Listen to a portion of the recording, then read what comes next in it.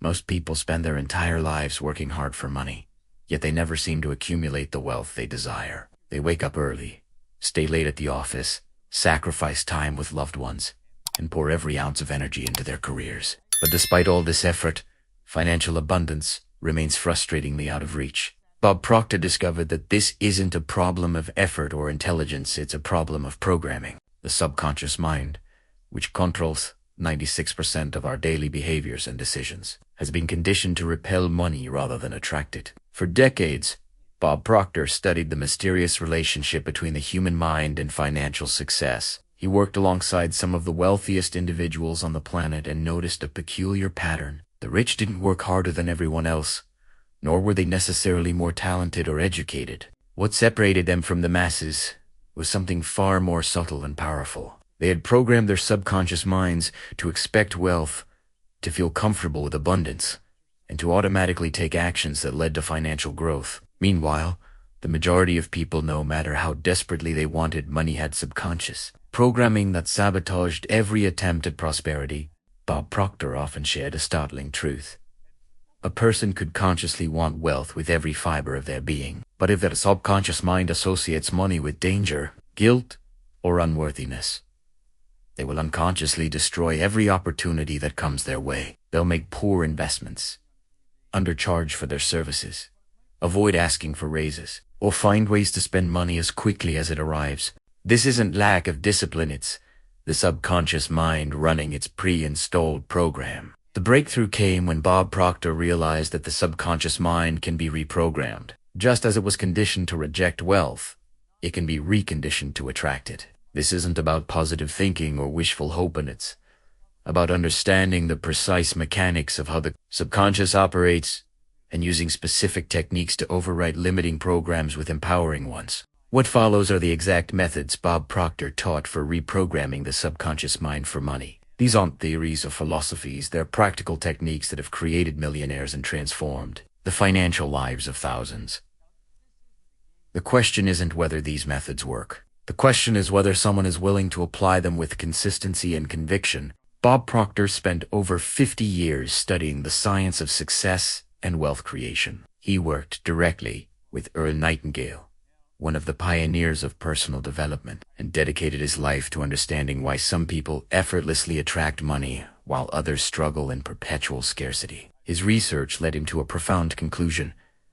Financial success is not determined by external circumstances, but by the internal programming of the subconscious mind. The subconscious mind operates like a highly sophisticated computer. It runs programs, patterns of thought, belief, and behavior that were installed primarily during childhood. Between birth and age 7, the human brain operates predominantly in theta brainwave state, a highly suggestible condition similar to hypnosis. During these formative years, children absorb beliefs about money from parents, teachers, religious institutions, and cultural messages. These beliefs become the operating system that controls financial behavior for the rest of their lives. Bob Proctor emphasized that most people inherited their money programming from parents who themselves struggled financially. Phrases like "money doesn't grow on trees," "rich people are greedy," "we can't afford that," and "money is the root of all evil" become embedded in the subconscious.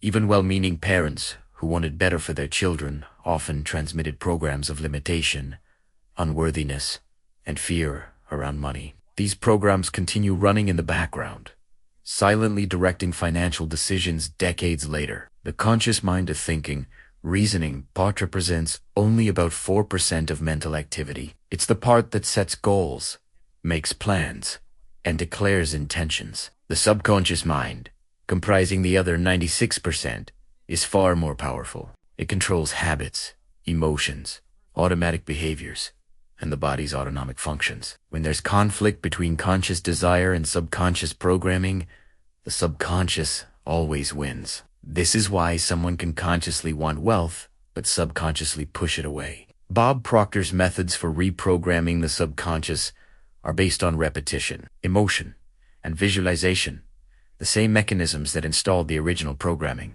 By understanding how the subconscious learns, and then deliberately feeding it new information in the language it understands, anyone can overwrite poverty programming with prosperity programming, This isn't a quick fix or overnight miracle. It requires commitment and consistent application. The techniques Bob Proctor taught are simple, but not easy. They demand daily practice and unwavering faith in the process, especially during the period before external results appear. Most people give up precisely at the point where the subconscious is beginning to shift, mistaking the absence of immediate results for proof that the methods don't work. Those who persist, however, experience dramatic transformations not just in bank accounts, but in their entire relationship with money, opportunity, and self. Bob Proctor introduced the concept of the paradigm, a multitude of habits and beliefs lodged in the subconscious mind. The paradigm is essentially the mental programming that controls how someone perceives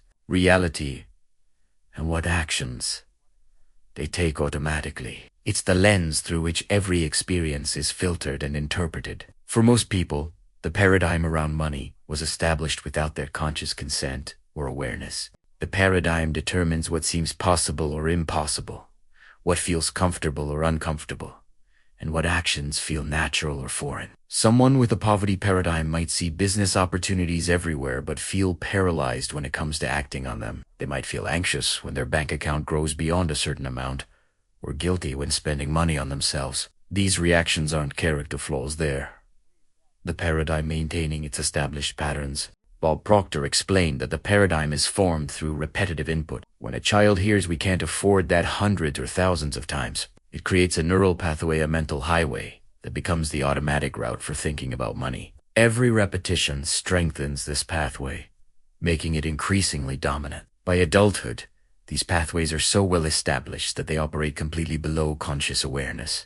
The critical insight Bob Proctor offered is that the paradigm, while powerful, is not permanent. It's simply a pattern, and patterns can be changed. However, understanding this intellectually is not enough. The paradigm cannot be changed through logic, willpower, or conscious decision-making alone. It must be changed using the same mechanism that created it: repetition, emotion, and sensory involvement. Most people try to change their financial results by changing their actions, working harder, seeking better jobs, cutting expenses. But these external changes rarely produce lasting results because the paradigm remains unchanged. Within weeks or months, they find themselves back in the same financial position, wondering what went wrong. What went wrong is that they attempted to override subconscious programming with conscious effort, which is like trying to swim upstream in a powerful current. Bob Proctor taught that true change begins by identifying the paradigm, bringing unconscious beliefs into conscious awareness. This requires honest self-examination. What are the earliest memories about money? What did parents say and demonstrate about wealth? What feelings arise when thinking about large sums of money? What beliefs about rich people were absorbed from culture and media? This investigation reveals the hidden programs running the show. Many people discover beliefs they never consciously chose but nonetheless govern their financial lives. I don't deserve to be wealthy. Money changes people for the worse. It's selfish to want more when others have less. I'm not smart enough to be rich. People like me don't become millionaires. These beliefs are not facts, they're programs. And programs can be written. The paradigm also creates a comfort zone around money. Someone might have a subconscious set point, perhaps $50,000 in savings, and whenever their balance approaches this number, they unconsciously find ways to spend or lose it. Or they might have an income ceiling, beyond which they feel anxious and uncomfortable. These invisible barriers are maintained by the paradigm. Bob Proctor emphasized that awareness alone doesn't change the paradigm, but it's the essential first step. Once someone recognizes that their financial reality is being controlled by unconscious programming rather than external circumstances, they reclaim power. They shift from victim to creator. They understand that changing the programming will inevitably change the results. The paradigm is both the obstacle and the opportunity. It's the reason most people remain stuck in financial limitation despite their best efforts. But it's also the leverage point where transformation becomes possible. By focusing energy on reprogramming the paradigm instead of merely changing behaviors, someone can create fundamental shifts that produce lasting wealth. This is where Bob Proctor's specific techniques become invaluable. Bob Proctor understood that the subconscious mind learns through repetition. The beliefs currently operating were installed through thousands of repetitions, phrases heard repeatedly, experiences lived consistently, and patterns observed continuously throughout childhood. To install new programming, the same principle applies. Repetition is essential. However, it must be intentional, focused repetition with specific content designed to create wealth consciousness. One of Bob Proctor's primary tools for reprogramming was the written goal. He advocated writing down a specific financial goal in present tense, as if it were already accomplished. For example, I am so happy and grateful now that money comes to me in increasing quantities through multiple sources on a continuous basis. This statement is written by hand, not typed, because the physical act of writing engages the mind more deeply. The goal must be written multiple times per day. Bob Proctor suggested a minimum of twice daily, upon waking and before sleeping, when the subconscious is most receptive. But the real power comes from writing it dozens of times. Some of his most successful students wrote their goal 50 or even 100 times daily. This seems excessive to the rational mind. But the rational mind isn't the target, the subconscious is. Writing the goal repeatedly serves several functions. First, it interrupts the automatic loop of poverty thinking that dominates most people's mental activity. Second, it begins creating new neural pathways associated with wealth and abundance. Third, it focuses attention on the desired reality rather than current circumstances. Over time, the repetition makes the goal feel more real and familiar than the current financial situation. Bob Proctor also emphasized the importance of reading material that reinforces wealth consciousness. He recommended reading books like Think and Grow Rich by Napoleon Hill, not once, but repeatedly, at least once per year, if not monthly. Each reading deepens the programming. The same principles absorbed multiple times create stronger neural pathways than many different principles absorbed once. Many people resist repetition because it feels boring or redundant. The conscious mind says, I already know this information. Why read it again? This resistance itself is paradigm protection. The old programming feels threatened by the new information and creates feelings of boredom, skepticism, or frustration to prevent the repetition that would override it. Recognizing this resistance as paradigm protection rather than valid feedback is crucial. Bob Proctor explained that when someone repeatedly focuses on a goal, the subconscious begins to accept it as instruction rather than fantasy. Initially, there's conflict. The subconscious rejects the new information because it contradicts established programming. This is why the early stages of reprogramming feel strange or even false. But with persistent repetition, the new programming begins to take root. The key is consistency without exception. Missing days creates gaps that allow the old programming to reassert dominance. Bob Proctor compared it to learning a language. If someone practices Spanish for an hour, then doesn't speak it for a week, they lose progress. But if they practice daily, even for shorter periods, fluency develops. The same applies to wealth consciousness. Daily repetition, without fail, is what creates transformation. Repetition also works through auditory input. Bob Proctor created recordings of himself reading his goals and affirmations, which he listened to throughout the day in the car, while exercising, before bed. This constant exposure saturates the subconscious with the new programming. Many of his students reported that after weeks of this practice, they would wake up with their goals playing in their minds automatically. The subconscious doesn't distinguish between repeated truth and repeated falsehood. It simply accepts what is repeated most frequently. This is why someone who repeatedly thinks I never have enough money creates that reality, while someone who repeatedly thinks money flows to me easily creates a different reality. Bob Proctor's method harnesses this mechanism deliberately, using repetition as the tool to install empowering beliefs about money that eventually manifest as external wealth. Bob Proctor discovered that repetition alone, while powerful, is incomplete without emotion. Information delivered to the subconscious with emotional intensity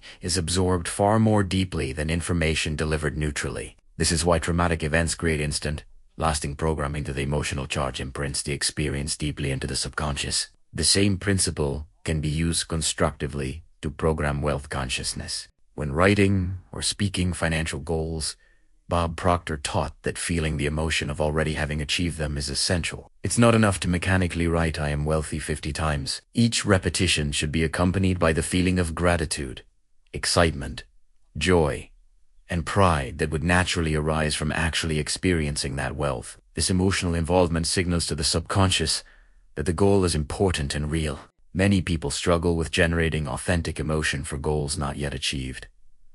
It feels like lying or pretending. Bob Proctor addressed this directly. The subconscious cannot distinguish between an experience vividly imagined with emotion and an experience actually lived. When someone closes their eyes, visualizes their goal, and genuinely feels the emotions associated with its achievement, the subconscious accepts this as real experience and begins aligning behavior accordingly. The old paradigm was installed with significant emotional content, often fear, shame, or anxiety around money. A child watching parents fight about bills absorbs not just the words, but the terror, helplessness, and stress accompanying those moments. These emotions become entangled with money in the subconscious. To overwrite this programming, new associations must be created with equally strong but positive emotions. Bob Proctor recommended spending time daily in what he called feeling the goal fulfilled. This means sitting quietly, closing the eyes, and constructing a vivid mental experience of having already achieved the financial goal. What does the bank statement look like? How does it feel to write a large check without concern? What conversations are happening? What purchases are being made effortlessly? The more sensory detail and genuine emotion involved, the more powerful the programming. He also taught that gratitude is perhaps the most powerful emotion for reprogramming around money. Feeling genuinely grateful for wealth before it appears in physical form creates a vibrational state that attracts more to be grateful for. This isn't mystical thinking, it's psychological. Gratitude shifts focus from lack to abundance, from what's missing to what's present. This shift in perception opens awareness to opportunities previously invisible. Bob Proctor warned against the common mistake of focusing on the absence of money with strong emotion. When someone looks at their debt, feels panic, and thinks "I'll never get out of this," they're programming the subconscious with fear-based instructions. The subconscious responds to the emotion and the focus, not the intention. Worrying about money is essentially programming for more lack. To interrupt negative emotional programming, Bob Proctor taught the technique of immediate pattern disruption. When anxiety about money arises, instead of following the familiar spiral of worry, one should immediately redirect attention to the written goal. Read it aloud with feeling, and consciously generate emotions of gratitude and confidence. This prevents the old pattern from completing its loop and strengthens the new pattern. He also emphasized celebrating small wins with genuine emotion. When unexpected money arrives, even a small amount, rather than dismissing it as insignificant, someone should celebrate it as evidence that the new programming is working. This emotional reinforcement accelerates the reprogramming process. The subconscious learns, when I focus on abundance, abundance appears. This feels good. Let's do more of this. Emotion is the language the subconscious speaks most fluently. Facts and logic might convince the conscious mind, but emotion programs the subconscious. By deliberately pairing wealth-focused thoughts with powerful positive emotions and interrupting poverty-focused thoughts that carry negative emotions, someone can rapidly accelerate the reprogramming process. This is why Bob Proctor's students who approached the work with passion and excitement saw faster results than those who approached it mechanically. Bob Proctor considered visualization one of the most potent tools for subconscious reprogramming. The subconscious mind thinks in images, not words. When someone thinks dog, an image of a dog appears in the mind, not the letters DOG. By deliberately creating vivid mental images of wealth and success, someone can program the subconscious far more effectively than with words alone. He taught a specific visualization practice to be performed daily. Find a quiet place, close the eyes, and construct a detailed mental movie of living the life that comes with the financial goal achieved. This isn't vague daydreaming, it's precise sensory-rich imagination. What does the home look like? What clothes are being worn? What car is being driven? Who is present? What conversations are happening? The more specific and detailed, the better. Bob Proctor emphasized that the visualization must be in first person, seeing through one's own eyes, not watching oneself from outside. The experience must feel like living it, not observing it. This creates the neurological experience of actually having the wealth, which is what programs the subconscious. The brain releases similar neurochemicals during vivid visualization as it does during actual experience. The visualization should engage all five senses. What sounds are present in this wealthy life? Perhaps it's silence, the absence of the alarm clock because there's no job to rush to. Perhaps it's the ocean outside a vacation home. What smells are present? New car leather, fresh flowers, and a beautiful home. What textures?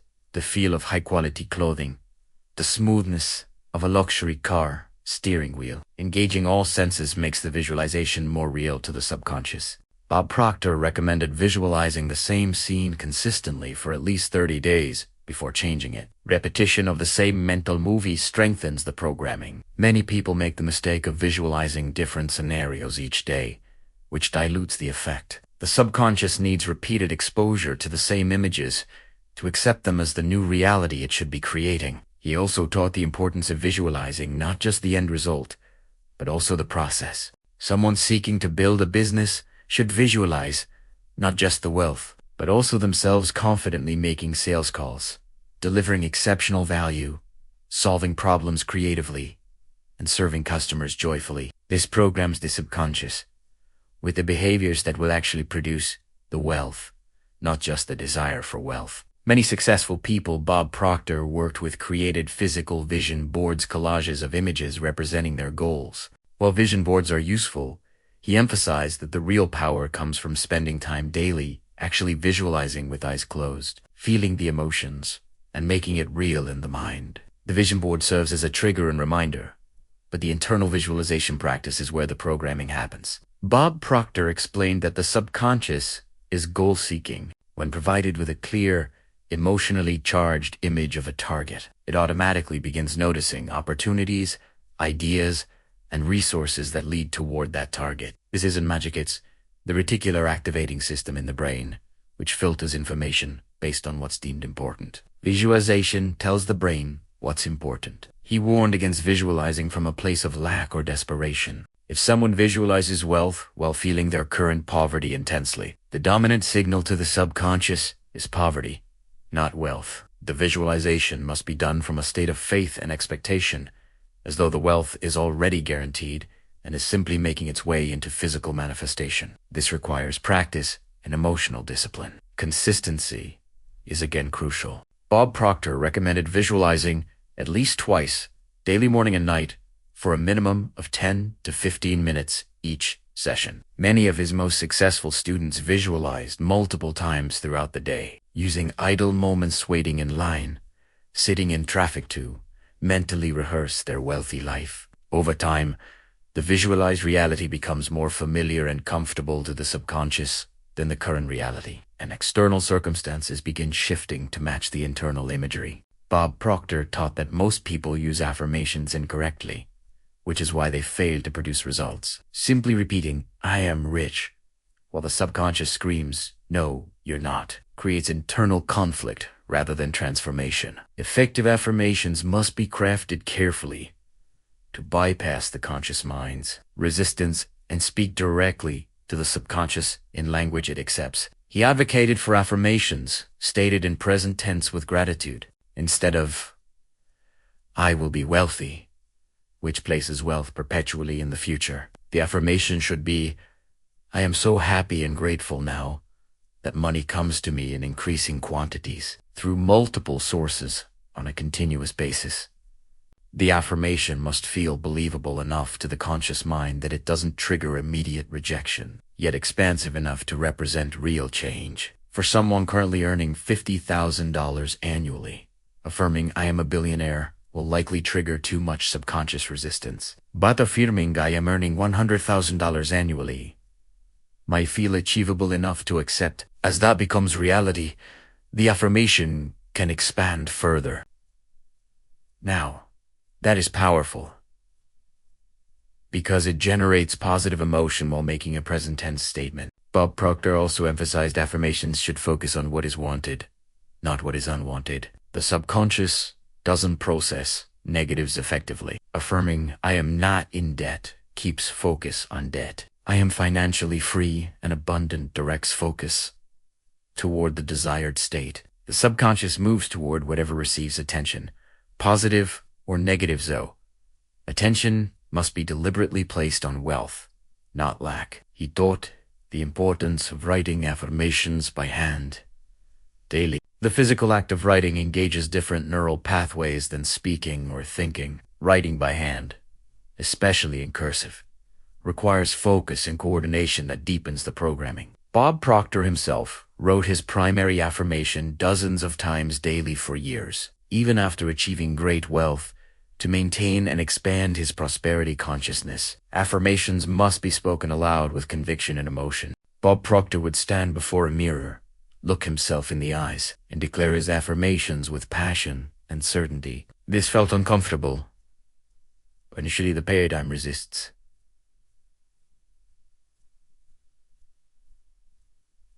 This intensity, but over time it becomes natural and powerful. Speaking aloud engages auditory processing, adding another layer to the programming. He recommended recording affirmations in one's own voice and listening to them repeatedly. Hearing oneself declare wealth and abundance bypasses some of the resistance present when consciously generating the thoughts. The recording can be played during sleep, while the conscious mind is offline and the subconscious is particularly receptive. Many of Bob Proctor's students reported this nighttime listening produced dramatic shifts. Bob Proctor also taught affirmations about identity, not just circumstances. Beyond affirming, "I have money," someone should affirm, "I am the type of person who creates wealth. I am financially intelligent. I am worthy of abundance. I am a money magnet." These identity-level affirmations change how someone sees themselves, which changes how they behave, which changes results. He warned against superficial practice of affirmations rattling them off mindlessly. While thinking about other things, each repetition should be done with focus and feeling. 10 affirmations, spoken with genuine conviction and emotion, are more powerful than 100 spoken mechanically. Quality of practice matters more than quantity, though both quality and quantity together produce the fastest results. The effectiveness of affirmations increases dramatically when combined with visualization and gratitude. Bob Proctor's students would write their affirmations, then close their eyes and visualize the scene those affirmations described, while feeling deep gratitude for its manifestation. This triple aperitif word, mental image and emotion, creates extremely powerful programming that the subconscious accepts and acts upon. When the subconscious is programmed with wealth consciousness, ideas begin appearing. Someone might wake up in the middle of the night with a business concept, or notice a gap in the market they'd walked past 1,000 times, or feel drawn to learn a new skill. These impulses are, the subconscious mind know, aligned with wealth-guiding toward opportunities. Bob Proctor taught that these promptings must be acted upon quickly before the old paradigm talks someone out of them. The old paradigm generates action from fear, limitation, and scarcity. Someone works overtime, not from inspiration, but from terror of not having enough. This desperate action might produce some results, but they're limited and exhausting. Inspired action, by contrast, often feels effortless, not because it doesn't require work, but because it's aligned with the subconscious programming and therefore flows naturally rather than being forced. Bob Proctor taught that when an idea or opportunity appears, there's typically a window of courage, a brief period when taking action feels possible. If someone waits, analyzes too long, or seeks excessive validation from others, the old paradigm reasserts control, and the opportunity slips away. Successful people have trained themselves to act on intuition quickly, even before they feel completely ready. The subconscious has already done the calculation.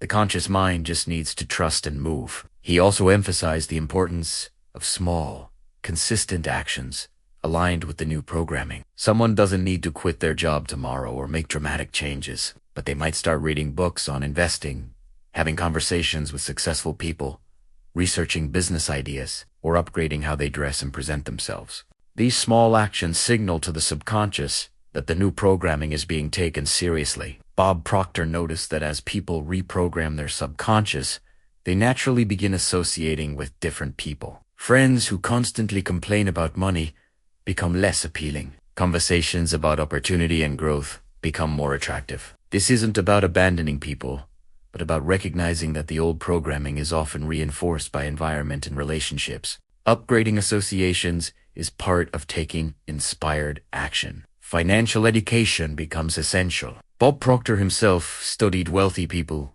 obsessively, how they thought, what they read, how they spent their time. He taught that programming the subconscious for wealth while remaining financially illiterate creates internal conflict. Action must be taken to learn about money, investing, business, and value creation. This learning then gets incorporated into the visualization and affirmation practice. He also taught that giving and generous action, even before abundance appears, programs prosperity consciousness. Someone operating from scarcity hoards every penny, which reinforces the scarcity programming. Someone operating from abundance gives joyfully, which reinforces abundance programming. Bob Proctor tied consistent to giving 10% of income as both spiritual practice and practical psychology. Given declares to the subconscious, there is more than enough. Inspired action often requires stepping outside comfort zones, which is precisely where the old paradigm resists most strongly. The subconscious equates comfort with safety and will generate fear around unfamiliar actions, even when those actions lead to wealth. Bob Proctor taught that this fear is simply paradigm protection and must be moved through, not obeyed. Each time someone acts despite fear, they weaken the old programming and strengthen the new. Finally, Bob Proctor emphasized that inspired action must be taken with faith and expectation, not desperation for immediate results. The subconscious programming is shifting, and results in the physical world lag behind internal shifts. Someone might visualize, affirm, and take action for weeks or months before seeing external evidence. Those who continue with faith during this gap experience breakthroughs. Those who give up during the gap reinforce the old paradigm and never experience transformation. Proctor identified the most dangerous phase of reprogramming as what he called the void. The period after someone begins the work, but before external results appear. During this phase, the old paradigm fights hardest to reassert control. The conscious mind generates doubt. This isn't working. I'm wasting my time. I should be doing something practical instead. This is where most people quit, often just before the breakthrough would have occurred. Bob Proctor taught that during the void, the work must continue with even more intensity and faith. This is not the time to reduce effort or skip practices because results aren't visible yet. This is the time to double down, write the goal more times, visualize more vividly, speak affirmations with more conviction. The void is testing commitment and determining who truly wants transformation versus who just wants it to be easy. He compared it to planting a seed. Someone plants a seed, waters it daily, but sees nothing for days or weeks. Underground, invisible to the eye, the seed is germinating and sending roots downward. Just before the sprout breaks through soil, there's still no visible evidence. But the person who stops watering at this point kills the plant just before it would have emerged. Financial transformation works identically during the void. Bob Proctor recommended keeping a success journal documenting small evidence that the programming is shifting. Perhaps someone noticed an opportunity they would have missed before. Perhaps they felt less anxiety when opening bills. Perhaps they had a conversation about money with confidence instead of shame. These subtle shifts are evidence that the subconscious is changing, even though the bank account hasn't caught up yet. He also emphasized the importance of protecting the new programming from contamination. During the void, when results aren't yet visible, sharing goals with skeptical people is dangerous. Well-meaning friends and family, operating from their own poverty programming, will offer reality checks and discouragement. Bob Proctor taught that goals should be shared only with those who support and believe in them, or kept completely private until manifestation begins. The void is also when the old paradigm creates distractions, sudden crises, unexpected expenses, emotional upheavals. These aren't coincidences. They're the old programming's final attempts to maintain control. Someone committed to transformation recognizes these distractions for what they are and refuses to let them derail the daily practices. Crisis or not, the affirmations get written. The visualization happens. The work continues.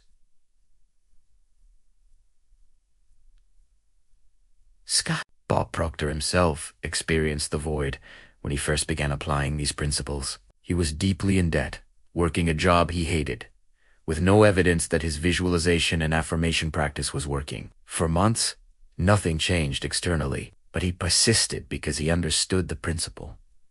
The subconscious was being reprogrammed, and results would follow. When the breakthrough came, it came suddenly and dramatically. Opportunities appeared, money flowed, and his entire life transformed. He taught that the void is actually evidence the work is functioning. If someone begins reprogramming work and immediately their old paradigm tries to sabotage through doubt, distraction, and discouragement, it means the new programming is threatening the old. The resistance is proof of progress. If someone felt no resistance, it would suggest the work wasn't deep enough to disturb the existing programming. Persistence through the void separates those who transform their financial lives from those who don't. The techniques Bob Proctor taught are not complex or secret. They're relatively simple and available to anyone, but they require application during the phase when there's no external evidence they're working. Those who continue anyway, with faith and discipline, inevitably break through. Those who quit during the void blame the methods rather than their own lack of persistence and remain trapped in the old paradigm for life. Bob Proctor spent over 5 decades studying, teaching, and living these principles of subconscious reprogramming for wealth. His own life was testament to their effectiveness. He went from earning $4,000 a year in a job he hated to building a global company and accumulating substantial wealth, not through luck or special connections, but through deliberate application of the methods he taught. He proved that anyone, regardless of starting point, can transform their financial reality by changing the programming of the subconscious mind. The techniques are simple, but not easy. Writing goals daily, visualizing with emotion, speaking affirmations with conviction, taking inspired action, and persisting through the void. When no results are visible, these practices require discipline and faith. They require someone to trust the process more than they trust current circumstances. They require commitment to daily practice, even when doubt screams that it's pointless. But for those who apply these methods with consistency, the transformation is inevitable. The subconscious mind cannot hold wealth programming and produce poverty results. The world must eventually reflect the internal programming. Bob Proctor's final message was always one of empowerment and possibility. The financial limitations someone experiences are not imposed by the economy, their education, their background, or any external force. They're imposed by subconscious programming that can be changed, beginning today, with the decision to take control of the mind and deliberately install wealth consciousness through repetition, emotion, visualization, affirmation, and action. Anyone can set in motion forces that will transform their financial life. The question is not whether it works. The question is whether someone will do the work